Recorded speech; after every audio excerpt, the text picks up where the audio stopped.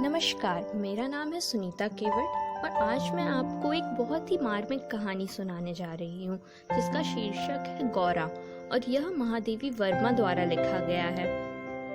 यह गौरा कहानी एक बहुत ही ज़्यादा मार्मिक कहानी है जो एक गाय पर है। तो आइए शुरू करते हैं। यह इस प्रकार है।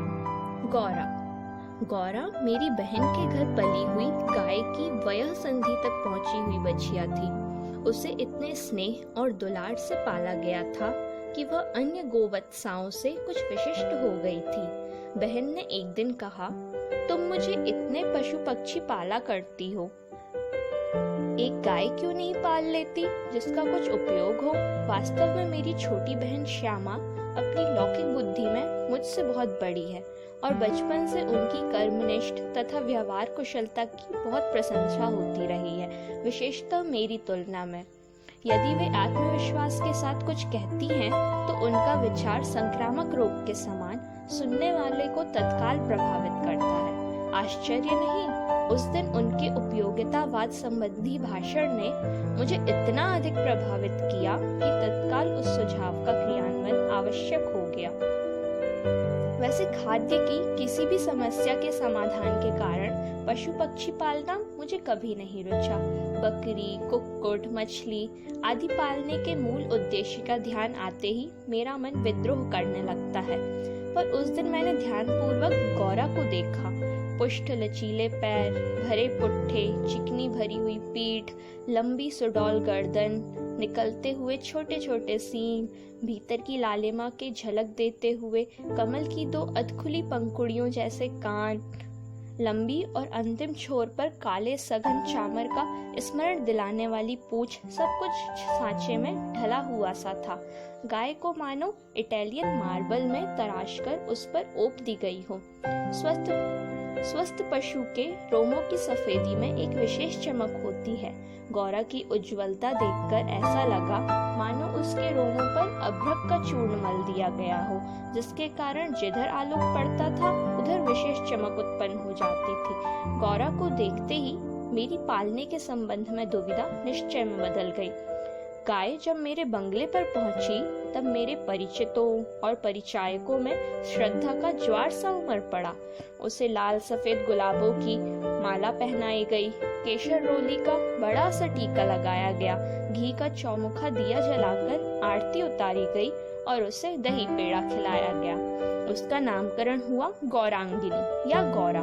पता नहीं इस पूजा अर्चा का उस पर क्या प्रभाव पड़ा, परंतु वह बहुत प्रसन्न जान पड़ी। उसकी बड़ी चमकीली और काली आंखों से जब आरती के दिए की लौ प्रतिफलित होकर झिलमिलाने लगी तब कई दियों का भ्रम होने लगा। जान पड़ा जैसे रात में काली दिखने वाली लहर पर किसी ने कई दिए प्रवाहित कर दिए हों। गौरा वास्तव में बहुत प्रिय दर्शन थी। विशेषतः उसकी काली बिल्लौरी आंखों का तरल सौंदर्य तो दृष्टि को बांधकर स्थिर कर देता था।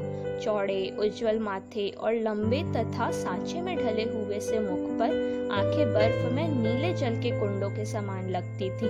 उनमें एक अनोखा विश्वास का भाव रहता था। गाय के नेत्रों में हिरण के नेत्रों जैसा चकित विस्मय न होकर एक आत्मीय विश्वास ही रहता है।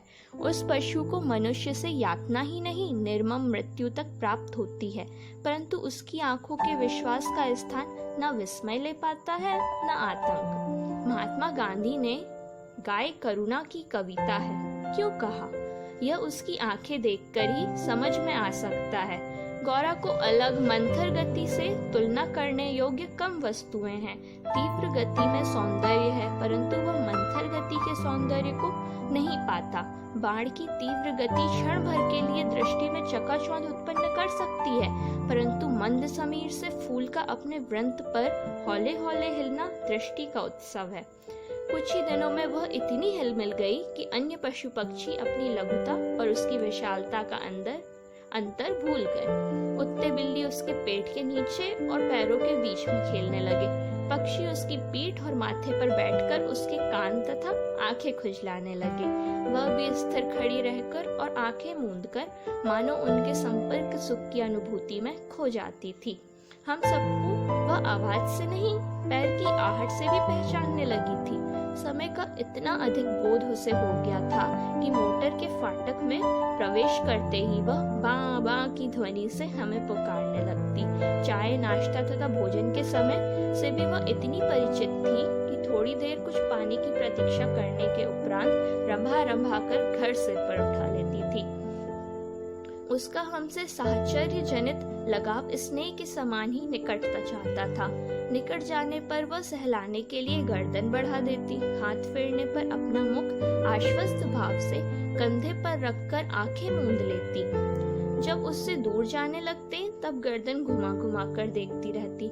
आवश्यकता के लिए तो उसके पास एक ही ध्वनि थी, परंतु उल्लास, दुख, उदासीनता, आकुलता आदि की अनेक छाया छवियां उसकी बड़ी और काली आंखों में तैरा करती थी। 1 वर्ष के उपरांत गौरा एक पुष्ट सुंदर वत्स की माता बनी। वत्स अपने लाल रंग के कारण गेरू का पुतला जैसा जान पड़ता था। उसके माथे पर पान के आकार का श्वेत तिलक और चारों पैरों में खुरों के ऊपर सफेद वलय ऐसे लगते थे मानो गेरू की बनी वत्स मूर्ति को चांदी के आभूषणों से अलंकृत कर दिया गया हो।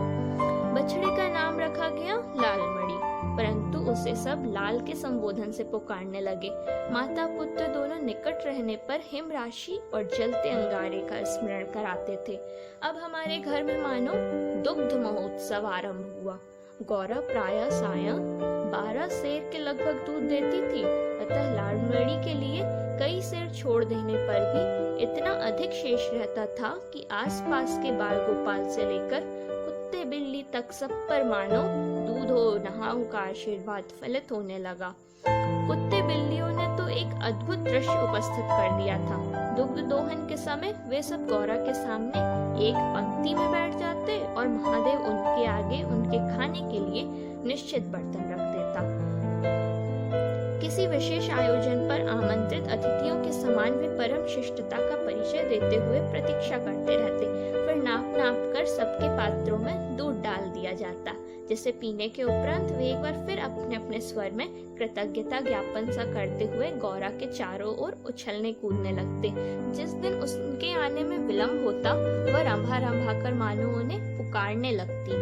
पर अब दुग्ध दोहन की समस्या कोई स्थायी समाधान चाहती थी। नौकरों में नागरिकों में तो कोई दुहना जानते ही नहीं थे, और जो गांव से आए थे वे अनभ्यास के कारण यह कार्य इतना भूल चुके थे कि घंटों लगा देते थे। गौरा के दूध देने के पूर्व जो ग्वाल हमारे यहाँ दूध देता था, जब उसने इस कार्य के लिए अपनी नियुक्ति के विषय में आग्रह किया तब हमने अपनी समस्या का समाधान पा लिया। 2-3 मास के उपरांत गौरा ने दाना चारा खाना बहुत कम कर दिया और वह उत्तरोत्तर दुर्बल और शिथिल रहने लगी। चिंतित होकर मैंने पशु चिकित्सकों को बुलाकर दिखाया। वे कई दिनों तक अनेक प्रकार के निरीक्षण, परीक्षण, एक्सरे आदि द्वारा रोग का निदान खोजते रहे। अंत में उन्होंने निर्णय लिया कि गाय को सुई खिला दी गई है, जो उसके रक्त संचार के साथ हृदय तक पहुंच गई है। जब सुई गाय के हृदय के आर पार हो जाएगी तब रक्त संचार रुकने से उसकी मृत्यु निश्चित है। मुझे कष्ट और आश्चर्य दोनों की अनुभूति हुई। सुई खिलाने का क्या तात्पर्य हो सकता है? दाना चारा तो हम स्वयं देखभाल कर देते हैं, परंतु संभव है उसी में सुई चली गई हो। पर डॉक्टर के उत्तर से ज्ञात हुआ कि दाने चारे के साथ गई सुई गाय के मुख में ही छिपकर रह जाती है और अंततः रक्त संचार में मिलकर हृदय में पहुंच सकती है। अंत में एक ऐसा निर्मम सत्य उद्घाटित हुआ जिसकी कल्पना भी मेरे लिए संभव नहीं थी। प्रायः कुछ ग्वाले ऐसे घरों में जहां उनसे अधिक दूध लिया जाता है गाय का आना सह नहीं पाते। अवसर मिलते ही वे गुड़ में लपेटकर सुई उसे खिलाकर उसकी असमय मृत्यु निश्चित कर देते हैं। गाय के मर जाने पर उन घरों में वे पुनः दूध देने लगते हैं। सुई की बात ज्ञात होते ही ग्वाल एक प्रकार से अंतर्ध्यान हो गया, अतः संदेह का विश्वास में बदल जाना स्वाभाविक था। वैसे उसकी उपस्थिति में कानूनी कार्यवाही के लिए आवश्यक प्रमाण जुटाना असंभव था। तब गौरा का मृत्यु से संघर्ष प्रारंभ हुआ, जिसकी स्मृति मात्र से आज भी मन सिहर उठता है। डॉक्टरों ने कहा, गाय को सेब का रस पिलाया जाए तो सुई पर कैल्शियम जम जाने से उसके बचने की संभावना है। अतः नित्य कई कई सेर सेबों का रस निकाला जाता और नली से गौरों को पिलाया जाता। शक्ति के लिए इंजेक्शन पर इंजेक्शन दिए जाते। पशुओं के इंजेक्शन के लिए सूजे के समान बहुत लंबी मोटी सिरिंज तथा बड़ी बोतल भर दवा की आवश्यकता होती है। अतः वह इंजेक्शन भी अपने आप में शल्य क्रिया जैसा यातनामय हो जाता था। पर गौरा अत्यंत शांति से बाहर और भीतर दोनों ओर की चुभन और पीड़ा सहती थी। केवल कभी कभी उसकी सुंदर पर उदास आंखें के कोनों में पानी की 2 बूंदें झलकने लगती थी। अब वह उठ नहीं पाती थी, परंतु मेरे पास पहुंचते ही उसकी आंखों में प्रसन्नता की छाया सी तैरने लगती थी। पास जाकर बैठने पर वह मेरे कंधे पर अपना मुख रख देती थी और अपनी खुरदुरी जीभ से मेरी गर्दन चाटने लगती थी। लालमणि बेचारे को तो माँ की व्याधि और आसन्न मृत्यु का बोध नहीं था। उसे दूसरी गाय का दूध पिलाया जाता था जो उसे रुचता नहीं था। वह तो अपनी माँ का दूध पीना और उससे खेलना चाहता था। अतः अवसर मिलते ही गौरा के पास पहुंचकर या अपना सिर मार मार उसे उठाना चाहता था या खेलने के लिए उसके चारों ओर उछल कूद कर परिक्रमा ही देता रहता।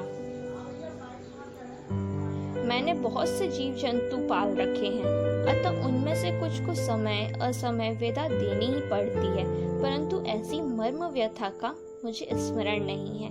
इतनी हष्ट पुष्ट सुंदर दूध सी उज्ज्वल पयस्विनी गाय अपने इतने सुंदर चंचल वत्स को छोड़कर किसी भी क्षण निर्जीव और निश्चेष्ट हो जाएगी, यह सोचकर ही आंसू आ जाते थे। लखनऊ, कानपुर आदि नगरों से भी पशु विशेषज्ञों को बुलाया। स्थानीय पशु चिकित्सक तो दिन में 2-3 बार आते रहे, परंतु किसी ने ऐसा उपचार नहीं बताया जिससे आशा की कोई किरण मिलती है। निरुपाय मृत्यु की प्रतीक्षा का मर्म वही जानता है जिसे किसी असाध्य और मरणासन्न रोगी के पास बैठना पड़ा हो। जब गौरा की सुंदर चमकीली आंखें निष्प्रभ हो चली और सेब का रस कंठ में रुकने लगा, तब मैंने अंत का अनुमान लगा लिया। अब मेरी एक इच्छा थी कि मैं उसके अंत समय उपस्थित रह सकूं।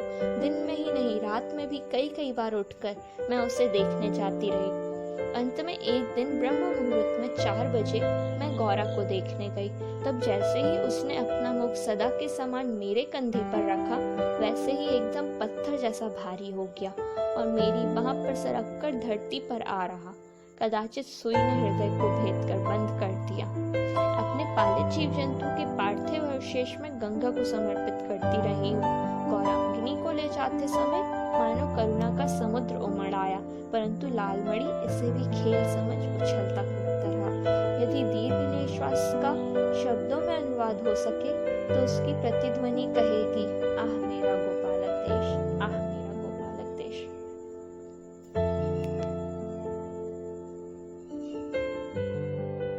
तो कैसी लगी आपको यह कहानी, कमेंट करके मुझे ज़रूर बताएं। और अगर आपने अभी तक मेरे चैनल को सब्सक्राइब नहीं किया है तो जल्दी से सब्सक्राइब कर लें और हाँ, बेल आइकन को भी प्रेस कर दें जिससे मेरे आने वाले वीडियो के नोटिफिकेशन आपको मिल सके। और हाँ, लाइक करना नहीं भूलना। Thank you.